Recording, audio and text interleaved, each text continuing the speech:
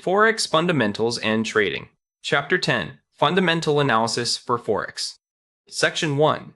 Macroeconomic Analysis. Macro matters in Forex because a currency is really a reflection of its economy in relation to another economy. Traders look beyond price charts and ask whether growth is improving, inflation is rising or falling, jobs are strong, and trade conditions are helping or hurting demand for that country's money. When an economy looks healthy, foreign investors may want its bonds, stocks, or business assets. To buy those assets, they usually need the local currency first, and that creates demand that can support the exchange rate. The reverse can happen when growth weakens, inflation becomes unstable, or capital starts leaving. So, macro analysis helps explain why a currency can strengthen or weaken even before a chart pattern becomes obvious. Currencies respond less to the headline itself and more to whether that headline changes expectations. If inflation comes in exactly as forecast, the market may barely react because that outcome was already priced in. But if the number is meaningfully above or below expectations, traders quickly reassess what central banks might do next. That is why surprises tend to create the biggest moves. A good habit is to ask 3 simple questions. What was expected? What actually happened? And does this change the policy outlook? In many cases, the central bank implication matters more than the number on its own. Currency strength is usually driven by relative performance, not by whether one economy looks good in isolation. If one country is growing faster than its peers, inflation is pushing policy toward higher rates, and yields look more attractive, its currency often gains support. Trade flows and capital flows add to that picture because they affect real demand for the currency. This is why a positive economic report does not automatically make a currency rise. If the other side of the pair looks even stronger, the first currency can still underperform. In Forex, traders are always comparing one economy against another, not grading a country on its own. Some indicators matter more because they help traders judge the big 3 macro questions: how fast the economy is growing, where inflation is going, and what central banks may do.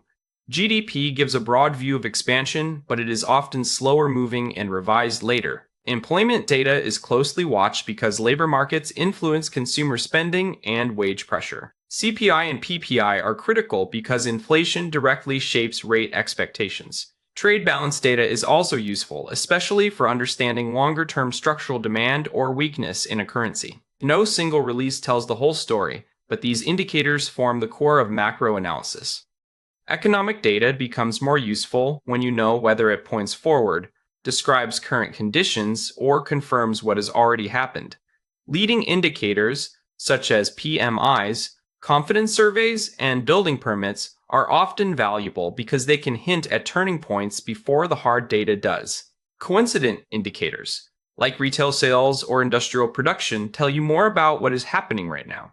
Lagging indicators, such as unemployment in some cases, or later revisions to earlier data, tend to confirm trends after markets have already moved. For Forex traders, leading data is often the most helpful for anticipation. Still, all 3 categories matter because they help you separate early signals from confirmation. One of the most important chains in Forex is the link between inflation, interest rates, and currency demand.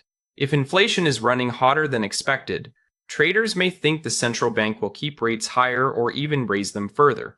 Higher expected rates can increase the appeal of that country's bonds and other assets. That can attract foreign capital, and those flows may support the currency. But this relationship is not automatic or perfect. If inflation is rising because of a damaging supply shock while growth is weakening, the currency may not benefit much at all. A practical macro process starts by identifying the main theme driving the market. Sometimes the theme is inflation, sometimes recession risk, and sometimes a central bank shift. From there, check the economic calendar and know the forecasts before the numbers arrive. When the release comes out, compare the actual result with expectations rather than reacting to the headline alone. Then ask whether the result changes the policy outlook and whether it fits the broader context. This structure helps turn scattered data into a usable market view instead of a series of emotional reactions. Imagine the market expects Eurozone GDP growth of 0.3% for the quarter, but the actual number comes in at 0.6%. That upside surprise suggests the economy may be holding up better than traders thought. If growth looks firmer, the European Central Bank may be seen as less likely to turn more supportive or cut rates quickly. That change in expectations can help the euro strengthen. In this example, a trader buys euros/USD at 1.0850 and later exits at 1.0 cents, brave 5.0 cents, capturing a 70 pip move. The key point is not just that GDP was positive, but that it beat expectations and improved the relative outlook for the euro. Macro analysis is most useful for building directional views over days, weeks, and sometimes months. It tends to be much less reliable for very short-term trading, where price is heavily influenced by liquidity, positioning, and random noise. A sound macro view can still lose money in the short run if timing is poor. That is why many traders combine fundamentals for bias with technicals for entry and risk management. Macro can tell you which side of a market may have the stronger case. Technical tools can help decide when and how to express that view. Many macro mistakes come from looking at one release in isolation and forgetting the bigger picture. A weak payroll number, for example, may not matter much if inflation is still sticky and central bank officials remain hawkish. Ignoring expectations is another common error, because an apparently strong number can still disappoint if the market expected even more. Traders also get into trouble when they forget about revisions, since a past report can be changed later in a way that alters the story. Timing risk matters too, because even a good macro idea can be hard to trade right around a volatile release. Strong macro analysis is really about context, expectations, and policy interpretation working together. Section 2. News and events. News moves currencies because it delivers new information to the market all at once. In Forex, that information can immediately change expectations about growth, inflation, interest rates, and overall risk sentiment. Since prices reflect what traders collectively believe about the future, even one release can trigger a fast repricing. That is why exchange rates can shift in seconds after an important announcement. Sometimes the move is about the economy itself, and sometimes it is about what the central bank may do in response. In periods of stress, news can also change risk appetite and send money towards safer currencies like the US dollar, Japanese yen, or Swiss franc. When a report is released, traders compare the actual number with the forecast, not just with last month's reading or with a vague idea of what sounds good. The gap between forecast and actual is the surprise, and that surprise often drives the move. For example, a jobs number of 170 roll 000 may sound solid on its own, but if the market expected 220 roll 0s, it can still disappoint. On the other hand, a weak-looking number might help a currency if traders had feared something much worse. This is why experienced traders always know the consensus estimate before the release. In news trading, expectations are often more important than the headline. Forex volatility often comes from three broad types of events.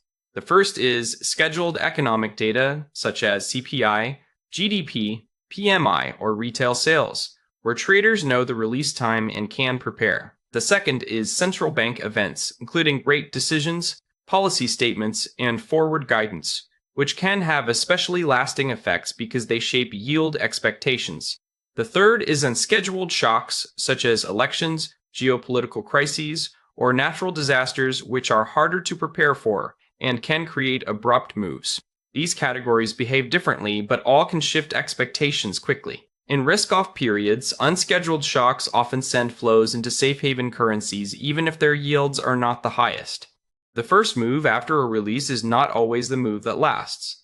Markets often react instantly to the headline, but that initial spike can be emotional, thinly traded, or based on incomplete reading of the report. A few minutes later, traders digest the details, compare revisions, and decide whether the first reaction made sense. Sometimes the move extends because the full report confirms the headline. Other times it reverses sharply because the details tell a different story. This is why patient traders often wait for price to prove direction instead of assuming the first candle is the right one. A simple news plan begins before the release, not during it. Start by checking the economic calendar and identifying the events that truly matter, especially those marked as high impact.